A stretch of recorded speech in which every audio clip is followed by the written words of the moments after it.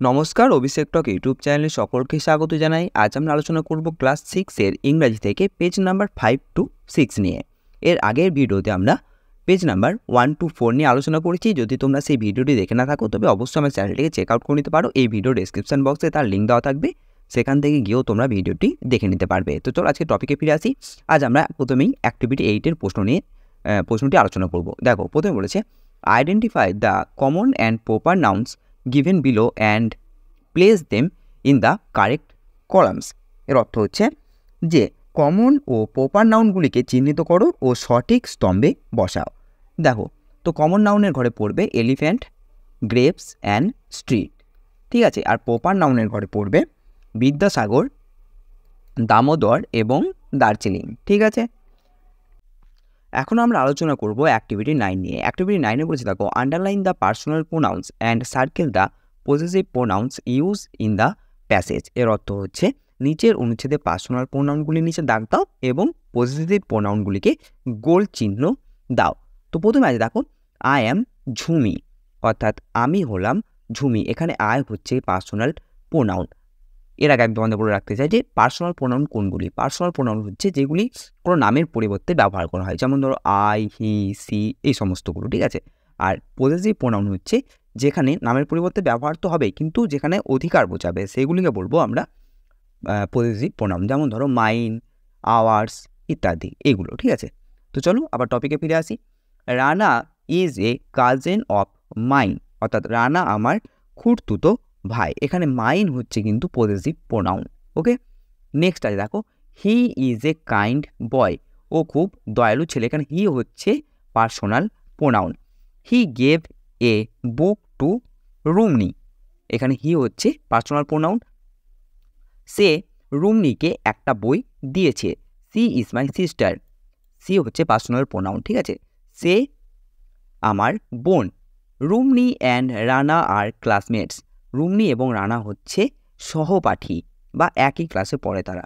They go to school together, এখানে দেখো they হচ্ছে কিন্তু তোমার personal pronoun, okay. They go to school together, তারা একসঙ্গে স্কুলে যায়। Their school is near the village of ours, এখানে আওয়ার্সটা হচ্ছে কিন্তু কি না possessive pronounce, okay.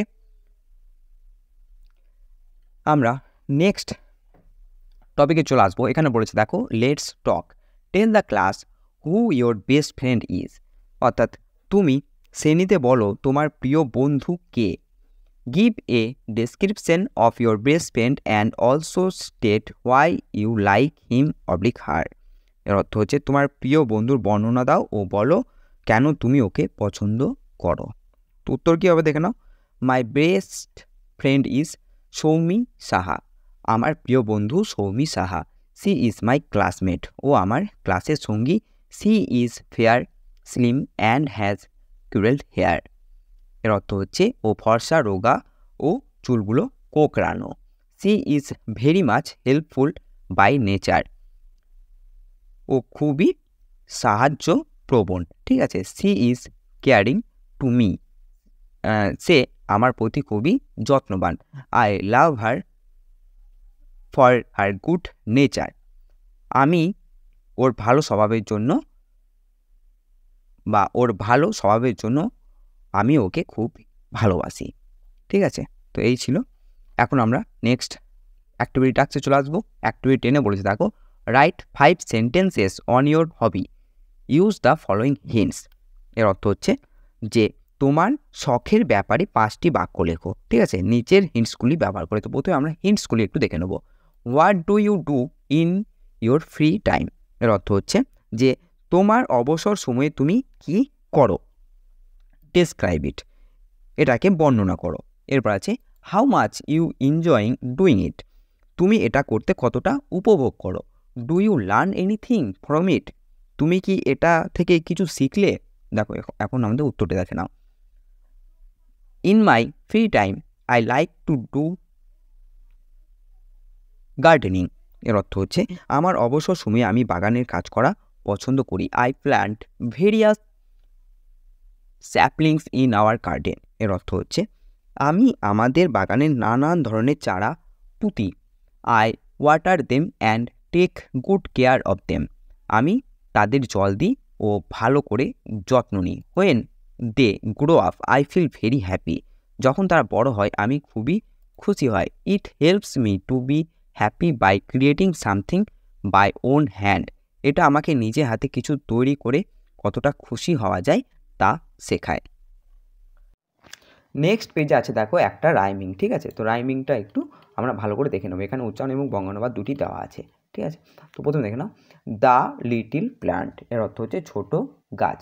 In the heart of a seed buried deep so deep a tiny plant lay fast asleep wake said the sunshine and creep to the light wake said the voice of the raindrops bright the little plant heard and it rose to see what the wonderful outside world might be। তো এই ছিল the little প্ল্যান্টের উচ্চারণ, এবং তোমরা এখান থেকে ভিডিওটি পজ করে বঙ্গানুবাদটি দেখে নিতে পারবে। আমি একবার বলে দিচ্ছি, শুনে নাও। ছোট্ট গাছ, একটি বীজের বুকের ভিতরে গভীরে পোঁতা ছিল একটা ছোট্ট গাছ।